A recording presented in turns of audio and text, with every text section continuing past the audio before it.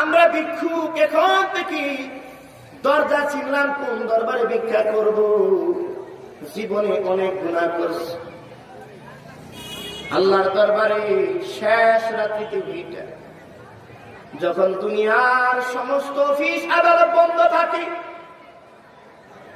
শেষ রাত্রি যখন হয়ে যায়, দুনিয়ার কোন অফিস খোলা থাকে না, আমার আপনার মা বাবাও সজাগ থাকে না, পাখিগুলিও সজাগ থাকে না, জঙ্গলার পাখিগুলিও ঘুমায়, কিন্তু আল্লাহ তাআলার অফিস কোনো বন্ধ হয় না।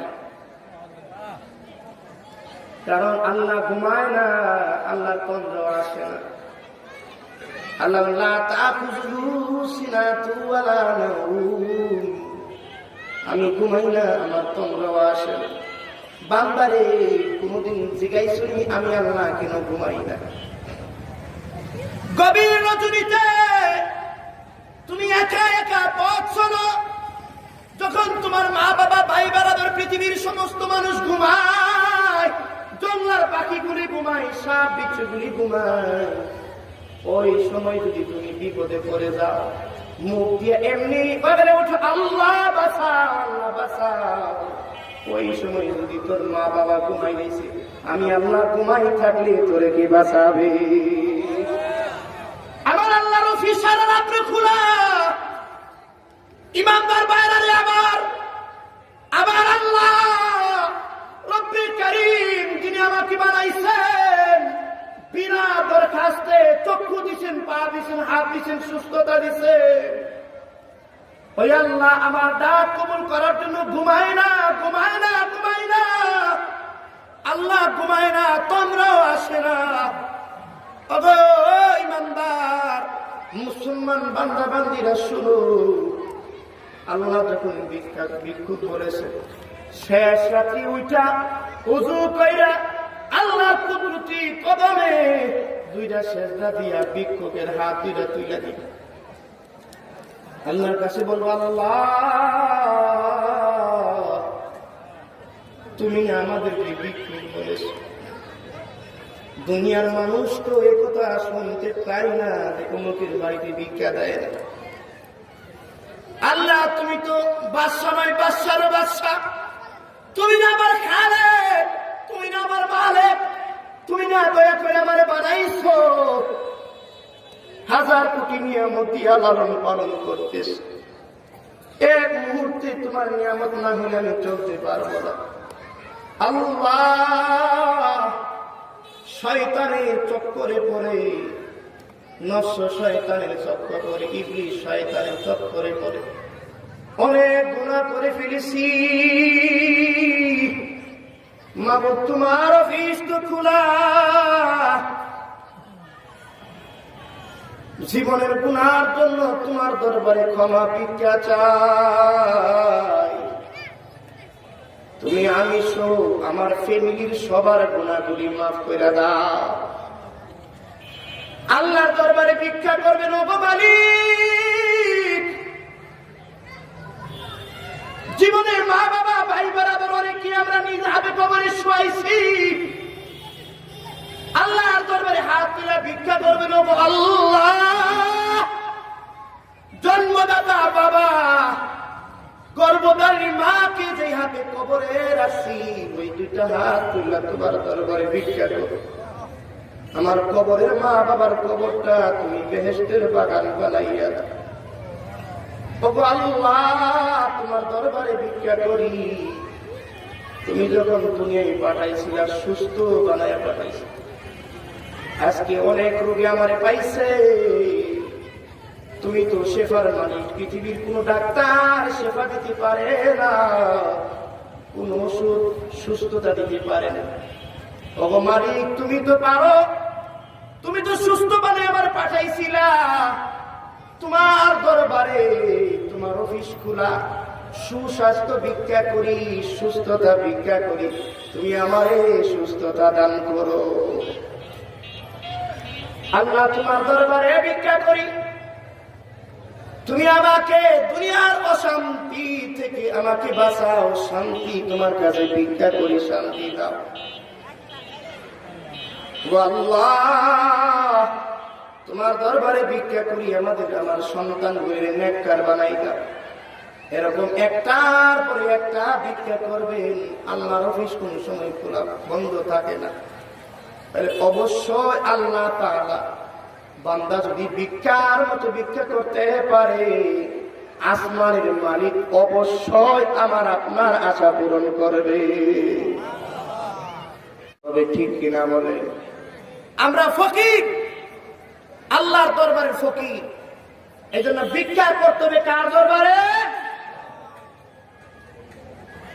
ফকির আল্লাহ বলছেন সুকফান আমাদের। যেহেতু আল্লাহ তাআলা আমাদেরকে ফকির বলছেন, দুনিয়ায় যা কিছু দরকার হয় সব কিছু কার কাছে চাইব? আর জোরে বলেন, কার কাছে? আমার আপনার সমাজে অনেক ভিক্ষুক আছে, সারাদিন ভিক্ষা করে, ঠিক কিনা বলেন? কথা কন না কেন? কেউ 1 টাকা দেয়, 2 টাকা দেয়, 5 টাকা দেয়, কেউ আবার দেয় না। আবার কিছু মানুষ আছে ভিক্ষুকরে ফাইলে একটার পরে একটা প্রশ্ন করতে করতে ওর রুশ মার দেলাইব, টাকা তো কিছুই না। আছে কিনা বলেন? আহলে বিল হযরত ওয়াকে বর্ণনা করেছেন যে দিল্লির রাস্তা এক বেচারা হাইটা হাইটা ভিক্ষা করে। আমরা যেহেতু ফকির, তো ভিক্ষা নিয়মটা জানার দরকার আছে, ঠিক কিনা বলে? আর ফকির করে না করনি আবার আমার কি দোষ? আল্লাহ তো ফকির বলছেন। তা আল্লাহ যখন ফকির বলছেন, ভিক্ষা করার নিয়মটা তো শিকার দরকার আছে। তো দিল্লির রাস্তায় এক ভিক্ষুক ভিক্ষা করে, 1 পয়সা 1 পয়সা মানুষে যায়। ভিক্ষা করতে করতে রাজ দরবারের গেটে গেছে। গেটম্যান বলতেছে, এই মিয়া, ভিক্ষা করতে করতে যখন রাজ দরবারের কাছে চলে আসো, সারাদিন ভিক্ষা করে কয় টাকা পাও? 100 জন 1 পয়সা করে দিলেন একটা। দেখো কোন রকম বাদশার কাছে গিয়া ভিক্ষা চাইতে পারি কিনা, একটু দিলে তোমার অনেক হয়েছে, ঠিক কিনা বলে?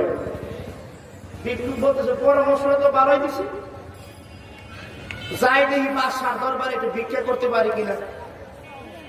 সারাদিন মানুষের দরবারে ভিক্ষা করি, 1 জন দেয় তো 5 জন দেয় না। আর কত কথা, এই বাড়ি কই, কি করস, ভিক্ষা করস কে, কাজ করতে পারস না, এরকম কথা কর।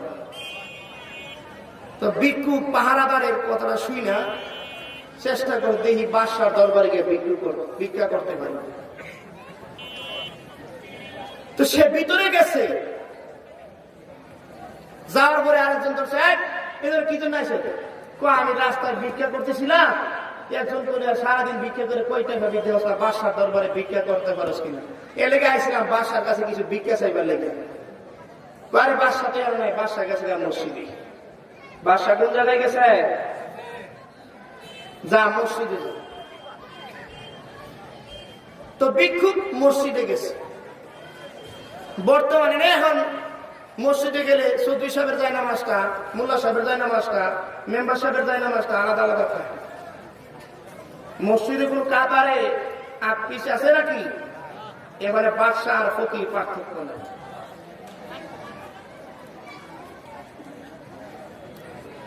তো বাদশা ফকির গেছে মসজিদে, নামাজ পড়ছে। পড়ার পর এই ফকির আর বাদশারে চিনে না। আর বাদশা গেছে সাধারণ মুসলিমের মতো মসজিদে নামাজ পড়ার জন্য। সবাই নামাজ পড়ে বের হয়ে যায়। একজনের ফকির জিজ্ঞাসা করে, কি হলো বাদশা কোনটা? ওই যে মসজিদের কোনায় বসে রয়েছে, ওই জনই বাদশা। তো ফকির গিয়া ওই বাদশার পিছনে বসছে। এর বাদশা নামাজ পড়ছে, পয়রা মুনাজাত হাত তুলছে। বাদশা মুনাজাত করে না, বাদশা হয়েছে দিকে মুনাজাত করা লাগবে না। যার দায়িত্ব যত বেশি, যে যত বড় দায়িত্ব রাখি তত বড়। বাদশাহ নামাজ শেষ করে, দুনিয়ার বাদশাহ আল্লাহর ঘরে গিয়ে আল্লাহর কুদরতি পায়ে সেজদা করে নামাজ শেষ করে আরশে আজিমের মালিকের দরবারে হাত উঠাইছে। বাদশাহ হাত উঠায় আল্লাহর দরবারে ভিক্ষা করে, আরশে আজিমের মালিক,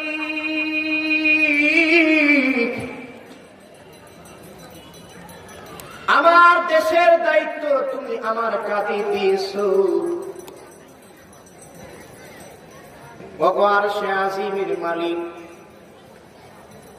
যেহেতু তুমি আমার দেশের দায়িত্ব আমার কাঁধে দিয়েছো, আমার দেশের সব প্রয়োজন তোমার কাছে চাই। আসমানের মালিক, আরশে আজিমের মালিক, অনেকদিন হয়ে গেল বৃষ্টি হয় না, বৃষ্টি না হলে তো আমার দেশের কৃষকের ফসল হবে না। ওগো মালিক, তোমার দরবারে বৃষ্টি ভিক্ষা চাই, তুমি আমার দেশে বৃষ্টি দাও।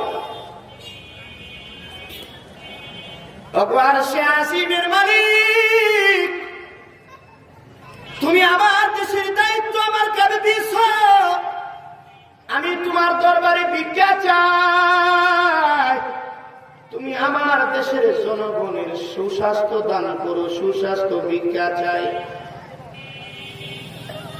ওগো আসমানের বাদশাহ, আমি তোমার কাছে ভিক্ষা চাই, আমার দেশের সারে জনগণের পক্ষ থেকে তোমার কাছে ভিক্ষা চাই, তুমি আমার দেশের জনগণকে শান্তি ভিক্ষা দাও। ওগো আল্লাহ, আমি তোমার কাছে জনগণের জন্য, মানুষের জন্য ভিক্ষা চাই, আমার দেশের সবগুলি মানুষকে তুমি মাফ করে দাও। আমার দেশের মানুষের অর্থনীতি উন্নতি ভিক্ষা চাই, অর্থনীতি উন্নতি দাও। আমার দেশের মানুষের জন্য তোমার কাছে ভিক্ষা চাই, মানুষকে সুস্বাস্থ্য ভিক্ষা দাও, মানুষকে শান্তি ভিক্ষা দাও। একটার পরে একটা আল্লাহর দরবারে ভিক্ষা করতেছে, আর ভিক্ষু পিছন থেকে বসে বসে চোখের পানি ছাড়তেছে আর আমিন আমিন বলতেছে। দুনিয়ার বাদশাহ আসমানের বাদশার কাছে ভিক্ষা করে। বাদশার যখন মুনাজাত শেষ হয়ে গেছে, লা ইলাহা ইল্লাল্লাহ মুহাম্মাদুর রাসূলুল্লাহ বলে বাদশা মুনাজাত শেষ করেছে। মুনাজাত শেষে বাদশা পিছন দিকে তাকায় দিয়ে একজন মানুষ চোখের পানি ফালাইয়া কাঁদতেছে। বাদশার মুনাজাত শেষ হয়ে যাওয়ার পর ওই লোকটা ভিক্ষুক উঠে চলে যায়। বাদশা বলে, ও মিয়া, তুমি কে? কিসের জন্য আমার কাছে আসছিলা? আবার কেন চলে যাইতেছ? ভিক্ষুক বলে, বাদশা যাবো না, আপনার কাছে আইছিলাম। কি জন্য আসছিলাম? আমি তো তখন ব্যস্ত ছিলাম, বলো না আমার কাছে। তো না, আর বললে কি? আরে আমি তোমার সাথে এতক্ষণ কথা বলতে পারিনি, আমি কাজে ব্যস্ত ছিলাম। কি জন্য আসছো বলবা তো? না, সারছে, আর বলে লাভ কি? আরে মিয়া, তুমি এতক্ষণ বসে বলবা তো? বাসা যাবো না, আমি তো ভিক্ষুক। ওই ভিক্ষা করতে করতে আপনার রাজপ্রাসাদে দরজা এসে করে দারোয়ান কইছিল আপনার কাছে ভিক্ষা দেবো নাকি, আপনাকে অনেক কিছু দিয়ে দেবে। এই ভিক্ষা করার আশায় আপনার সাথে আপনার কাছে আইসিল। আয়সা দিয়ে আমি কি ভিক্ষুক? আপনি যেভাবে ভিক্ষা করতেছেন আমার যে ভালো লাগছে, থাকলে আমি দিয়ে দেব।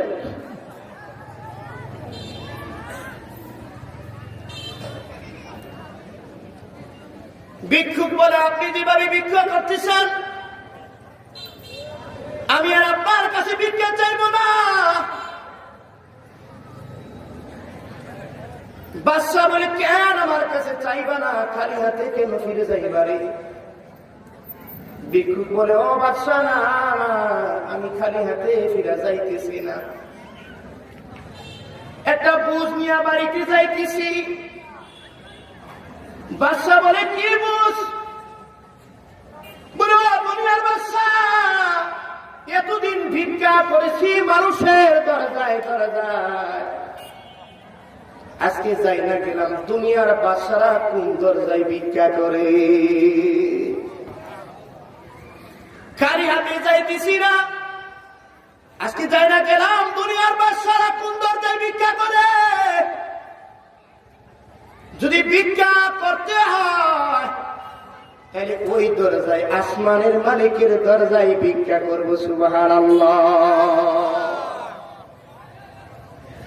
ভাইয়েরা আমার,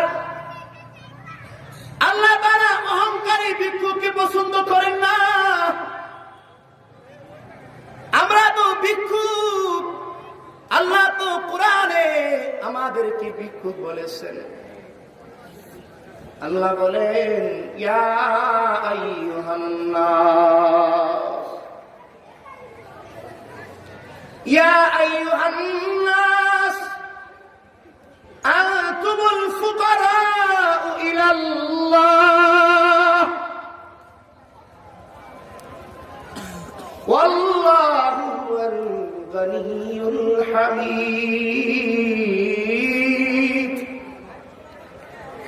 ওরে দুনিয়ার মানুষেরা, খেয়াল করে শুনো, আল্লাহ ইমানদার বলে নাই, ইহুদি নাসারা বলে নাই, বাঙালি আর আরবি বলে নাই, ইয়া আইয়ুহান নাস বলে বলছেন, ও মানুষেরা,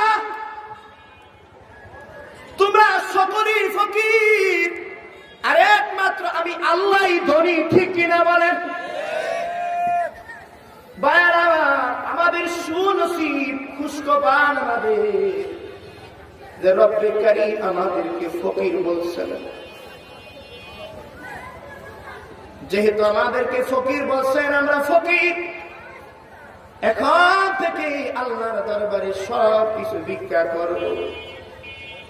দুনিয়ার মানুষ যেরকম ভাবে কারো ব্যাপারে কথা শুনতে পছন্দ করে না, যে অমুক বাড়িতে গেলে ভিক্ষা দেয় না, আসমানের মালিকও নবীদের সামনে এই কথা শুনবে না যে আমার বান্দা ভিক্ষা করছিল। বান্দা বলবে, আল্লাহ তোমার দরবারে ভিক্ষা করছিলাম, তুমি না বাদশা গো বাদশা, তুমি যে ভিক্ষা দাও নাই।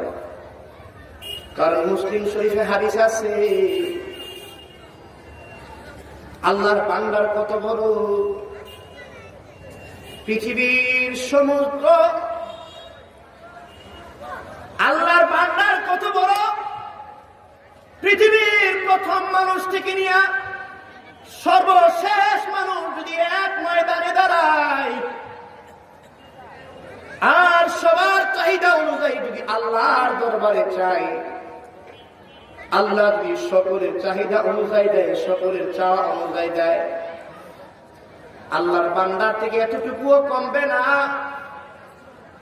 একটা পাখি পৃথিবীর সমস্ত সমুদ্র থেকে যদি ঠোঁট দেওয়া পানি নিলে সমুদ্রের পানি যতটুকু কমে, আল্লাহ তাআলা পৃথিবীর সমস্ত মানুষের চাওয়া পাওয়া পূরণ করলে আল্লাহর বান্দার হইতে পাখির ঠোঁটের সমপরিমাণও কমবে না। সুবহানাল্লাহ।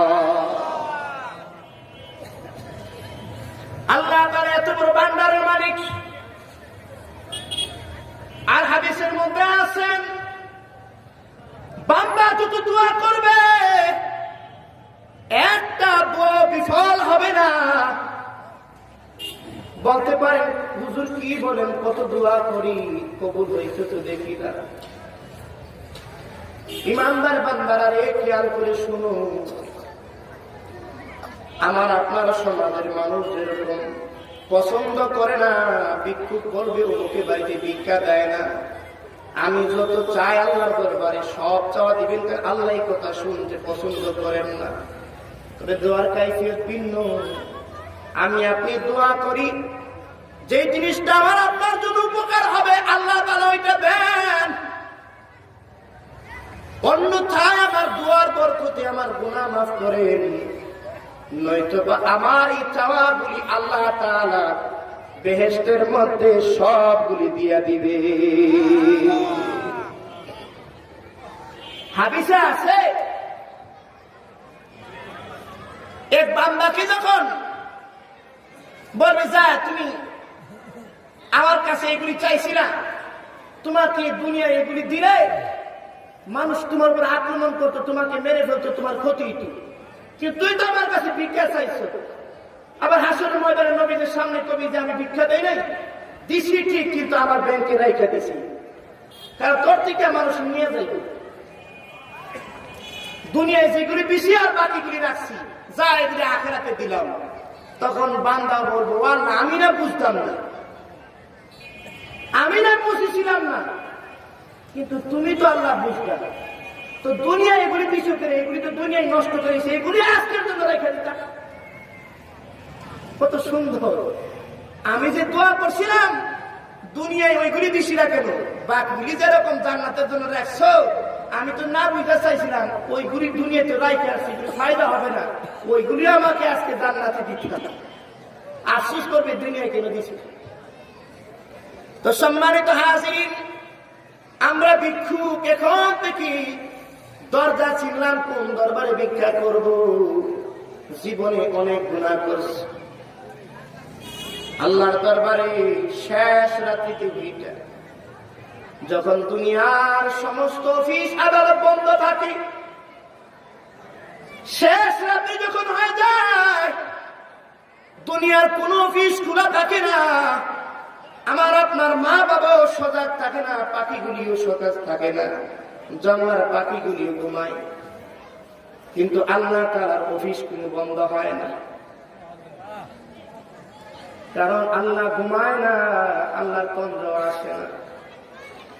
আল্লাহ লা তাখুযুহু সিনাতুন ওয়ালা নাওম, আমি ঘুমাই না, আমার তন্দ্র আসে না। বান্দারে কোনদিন জিজ্ঞাসনি আমি আল্লাহ কেন ঘুমাই না?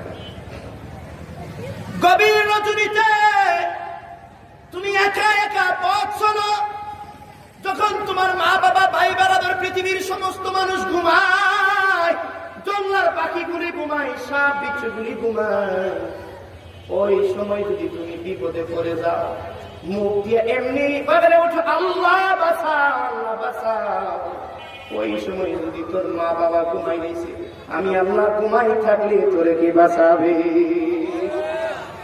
আমার আল্লাহর অফিস সারা রাত্রে খোলা। ইমানদার বাইরে আমার আল্লাহ রব্বুল কারীম, যিনি আমাকে বানাইছেন, বিনা দরখাস্তে চক্ষু দিছেন, পা দিছেন, হাত দিছেন, সুস্থতা দিছেন, ওই আল্লাহ আমার ডাক কবুল করার জন্য ঘুমায় না, ঘুমায় না, ঘুমায় না, আল্লাহ ঘুমায় না, তোমরাও আসে না। ওগো ইমানদার মুসলমান বান্দা বান্দিরা শুনো, আল্লাহ যখন ভিক্ষুক বলেছে, শেষ রাত্রি উঠা ওযু কইরা আল্লাহর কুদরতি কদমে দুইটা সেজদা দিয়া ভিক্ষুকের হাত দুইটা তুইলা দিবে, আল্লাহর কাছে বলবো আল্লাহ তুমি আমাদেরকে ভিক্ষুক বলেছ। দুনিয়ার মানুষ তো একথা শুনতে চাই না যে অমুকের বাড়িতে ভিক্ষা দেয় না। আল্লাহ তুমি তো বাদশা নয়, বাদশারও বাদশা, তুমি না আমার খালেক, তুমি না আমার মালিক, তুমি না দয়া করে আমারে বানাইছো, হাজার কোটি নিয়ামত দিয়া লালন পালন করতেছ, এক মুহূর্তে তোমার নিয়ামত না হলে আমি চলতে পারবো না।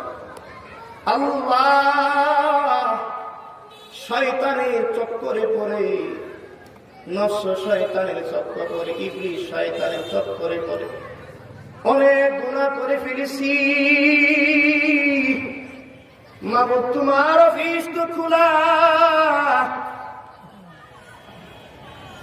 জীবনের গুনার জন্য তোমার দরবারে ক্ষমা ভিক্ষা চাই।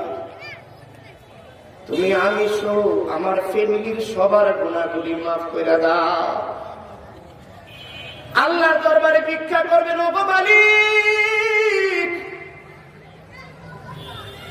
জীবনের মা বাবা ভাই বরাবর অনেকে আমরা নিজ হাতে কবরে শুয়াইছি,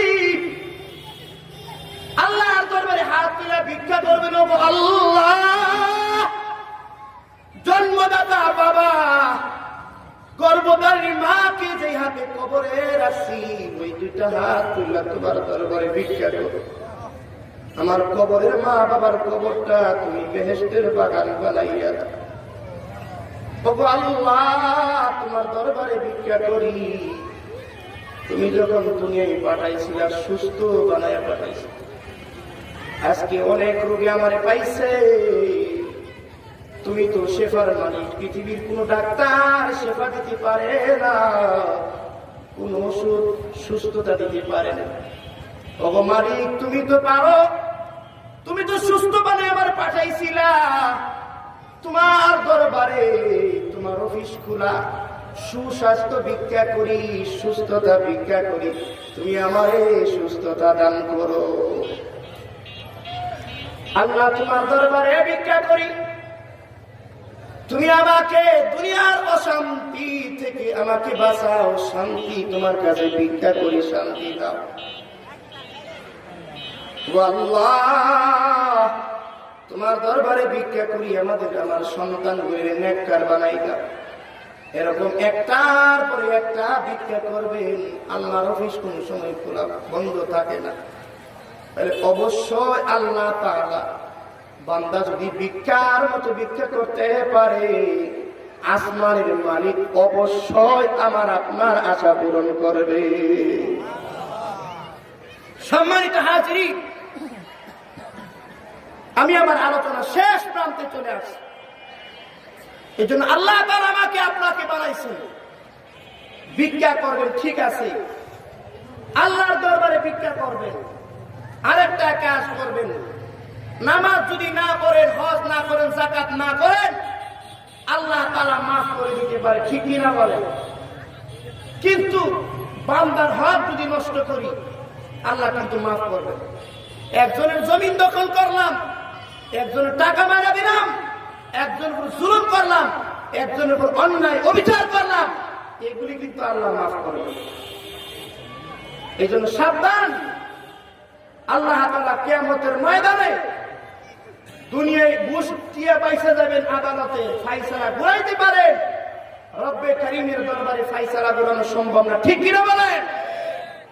যত যাই কিছু করেন, আমার আপনার দ্বারা যেন বান্দার হক নষ্ট না হয়। কারণ আমরা দুনিয়ার ফকির, আখিরাতের ফকির হবে হাসরের ময়দানে। কারা? যারা দুনিয়ায় বান্দার হক মারছে, হাসরের ময়দানে নিজের আমলনামা কাইটা কাইটা জমির সওয়াব দিতে হবে, ঠিক কিনা বলেন? একজনকে থাপ্পড় মারছেন, নিজের সওয়াব দিতে হবে। একজনের টাকা মেরে দিছেন, আগে দিন হযরত কেউ তো বলছেন 1 পয়সার জন্য কবুলনামা 40 অক্ষর দেওয়া। সাবধান। এই জন্য বান্দার হক যেন আমার দ্বারা নষ্ট না হয়। আল্লাহ পাক রব্বুল আলামিন যা কিছু বললাম আমাকে সকল